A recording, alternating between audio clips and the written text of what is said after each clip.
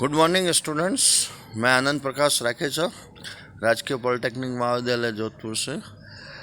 आज मैं आपको रैंकिन साइकिल के अंदर संशोधन के बारे में बताऊंगा। इससे पहले वाले लेक्चर के अंदर मैंने रैंकिन वेपर पावर साइकिल के प्रोसेसेस, उसका स्कीमेटिक डायग्राम और साइकिल पीवी डायग्राम और टीएस डायग्राम के ऊपर आपको समझाई थी कैसे एफिशिएंसी कैलकुलेट करते हैं और वर्क रेशियो कैलकुलेट करते हैं। अब इस चक्र की दक्षता को बढ़ाने के लिए और कंपोनेंट्स की आयु को बढ़ाने के लिए रैंकिन पावर साइकिल के अंदर दो संशोधन किए जाते हैं, और ये दो संशोधन जो कहलाते हैं reheating of the steam and regeneration of the feed water. Reheating of the steam के अंदर भाप के प्रसरण के दौरान in between the expansion at a certain pressure steam is taken to a reheater. भाप को एक रीहीटर के अंदर ले जाया जाता है जहाँ पे इसका तापमान पुनः बढ़ा दिया जाता है, और जब हम हीट सप्लाई करके उसका तापमान ओरिजिनल एंट्रेंस टेम्परेचर के बराबर कर लेते हैं तो इसको अपन कहते हैं परफेक्ट रीहीटिंग। रीहीटिंग के पश्चात पुनः भाप जो है वो दूसरे टरबाइन के अंदर प्रसारित होती है, जैसा कि इसमें चित्र में दिखाया गया है। एक टरबाइन T1 जो है और दूसरा टरबाइन T2 है। ये दोनों ही टरबाइन जो है वो आपस के अंदर जुड़े हुए होते हैं, जिससे प्राप्त कार्य को अपन एक साथ प्राप्त करके जनरेटर को चलाया जा सके। तो यहाँ पे भाप जो दो टरबाइन के अंदर प्रसारित होती है। एक टरबाइन जिसमें उच्च दाब होगा उसको अपन हाई प्रेशर टरबाइंस, और दूसरा टरबाइन जिसके अंदर दाब कम होगा उसको लो प्रेशर टरबाइंस कहते हैं। अगर एक से अधिक टरबाइन हो तो बीच वाले टरबाइंस जो है वो इंटरमीडिएट टरबाइंस कहलाते हैं। Intermediate pressure turbines IP1, IP2, IP3 turbines. इसी प्रकार से दूसरा संशोधन जो है रैंकिन साइकिल के अंदर किया जाता है regeneration of the feed water.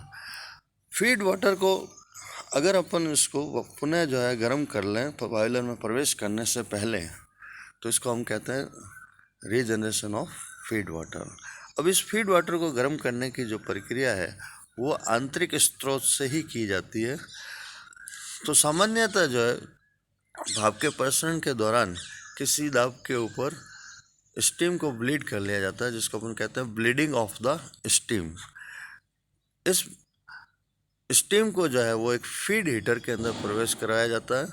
Feed heater के अंदर जब भाप प्रवेश करती है, जैसा कि चित्र के अंदर दिखाया गया है, भाप जो P1 प्रेशर से P3 प्रेशर तक प्रसारित होती है और बीच के दाब P2 के ऊपर कुछ स्टीम की मात्रा को लेकर फीड वाटर हीटर के अंदर भेज दिया जाता है, जहाँ पे कंडेंसेट वाटर जो है वो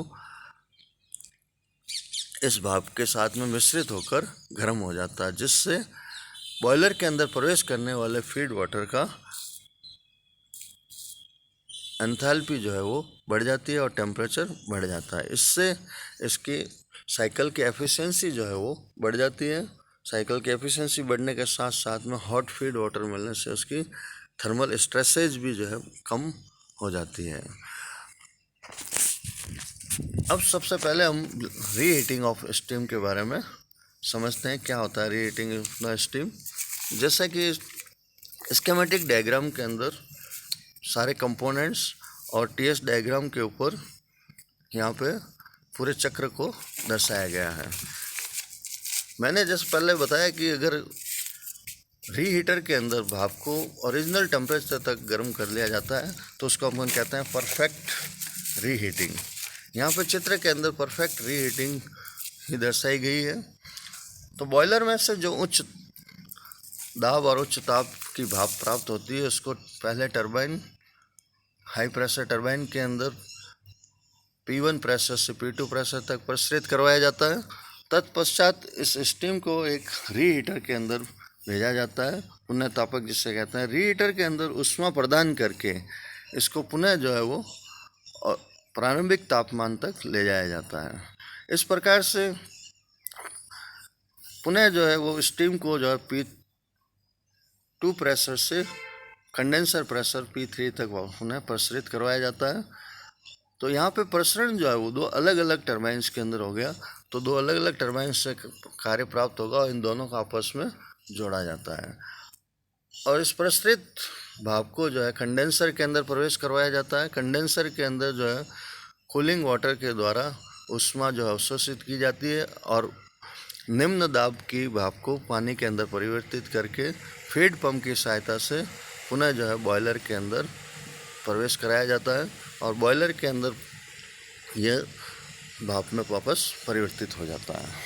तो यहाँ पे प्रसरण जो है वो 2 टरबाइन के अंदर हो रहा है और 2 टरबाइन के बीच में रीहीटिंग लगाया गया है, इसलिए इसको अपन कहते हैं रीहीटिंग ऑफ द स्टीम। इस रीहीटिंग का उद्देश्य क्या है? रीहीटिंग का सबसे उद्देश्य है कि इससे एफिशिएंसी जो है वो बढ़ती है। एफिशिएंसी लगभग 3 से 5% के बीच में बढ़ती है। मुख्य उद्देश्य इसका है कि प्रसरण के पश्चात जो स्टीम की आर्द्रता बढ़ जाती है उस आर्द्रता को कम करना होता है। आर्द्रता कम करने से जो लिक्विड ट्रेसेज जो होंगे वो कम हो जाएंगे। इससे टरबाइन की ब्लेड का इरोजन और कोरोजन घट जाएगा, अर्थात टरबाइन की आयु बढ़ जाएगी। इसका एक नुकसान भी है। नुकसान ये है कि कॉस्ट ऑफ प्लांट बढ़ जाएगी। प्लांट के अंदर हम एडिशनल रीहीटर लगाते हैं, उसकी कारण उसकी कीमत बढ़ जाएगी और कंडेंसर की साइज भी बढ़ जाएगी। क्योंकि पहले कंडेंसर के अंदर जो है कम तापमान पर भाप प्रवेश करती थी, अब उसका तापमान जो है वो बढ़ जाएगा, यानी कि ड्राइनेस फ्रैक्शन जो है वो उसका कम होगा, तो उससे कंडेंसर की साइज भी बढ़ जाएगी, कूलिंग वाटर रिक्वायरमेंट भी बढ़ जाएगी। चौथा इसका नुकसान होगा कि इसके स्पेसिफिक स्टीम कंजप्शन, विशिष्ट भाप खर्च, यानी कि प्रति इकाई उत्पन्न शक्ति के लिए जो भाप की मात्रा जो है वो इसकी कम हो जाएगी। तो यहाँ पे इसके ये 4 जो है रीजन्स बताए गए हैं, एडवांटेज और डिसएडवांटेज। अब इस चक्र के अंदर जो एफिशिएंसी कैलकुलेट कर सकते हैं अपन करते हैं, उसके लिए एचएस चार्ट के ऊपर भी इसको दर्शाया गया है। यहाँ पे बॉयलर का प्रेशर P1 है, इंटरमीडिएट प्रेशर जिस पे भाप को पुनः तापक के अंदर प्रवेश कराया जाता है वो P2 प्रेशर है और P3 प्रेशर जो है वो कंडेंसर प्रेशर है। तो पहला ओसेंट्रोपिक प्रसरण जो होता है वो टरबाइन 1 के अंदर होता है, जो यहाँ पे बिंदु 1 से 2 तक दर्शाया गया है एक वर्टिकल रेखा के द्वारा। अगर इसी भाप को अपन एक ही टरबाइन के अंदर प्रसारित करा देते कंडेंसर दाब तक, तो इसको अपन बिंदु जो है वो 1-2 डैश के द्वारा प्रक्रम के द्वारा दर्शाया गया है, जो P3 प्रेशर के ऊपर बिंदु 2 डैश है। तो यहाँ पे अपन 2 डैश और 4 को अगर तुलना करें तो बिंदु 2 डैश तक एक ही टरबाइन के अंदर प्रसरण कराने से भाप की आर्द्रता काफ़ी बढ़ जाती है, जिससे टरबाइन ब्लेड का इरोजन और कोरोजन बढ़ जाता है। अब इस भाप को जब पुनः तापक के अंदर प्रवेश कराया जाता है तो H2 से H3 तक, यानी कि H3 - H2 जो है वो पुनः तापक के अंदर ऊष्मा प्रदान की जाती है।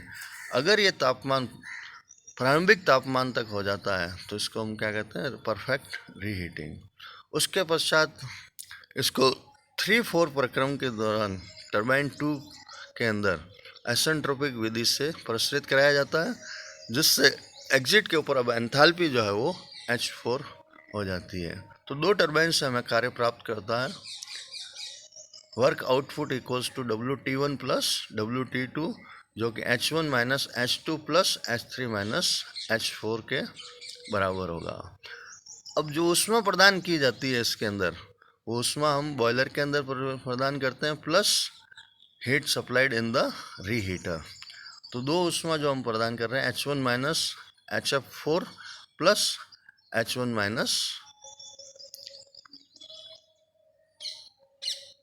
H3 - H2, sorry.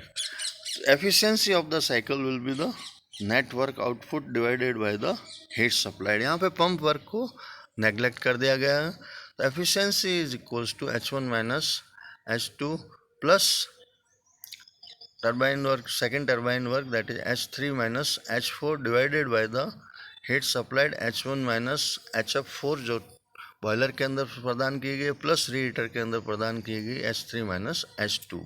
तो यहाँ पे अगर हम देखें कि अंश की वैल्यू भी बढ़ गई है और हर की वैल्यू भी बढ़ गई है, तो डिनोमिनेटर और न्यूमरेटर दोनों की वैल्यू बढ़ गई है, लेकिन कंपैरेटिवली जो है वर्क आउटपुट इंक्रीज होता है, इसलिए चक्र की दक्षता बढ़ती है। लेकिन इस संशोधन का मुख्य उद्देश्य ये है कि टरबाइन के एग्जिट के ऊपर भाप की आर्द्रता को कम करना या ड्राइनेस फ्रैक्शन को कम करना, जिससे टरबाइन की पार्ट की आयु बढ़ सके। धन्यवाद।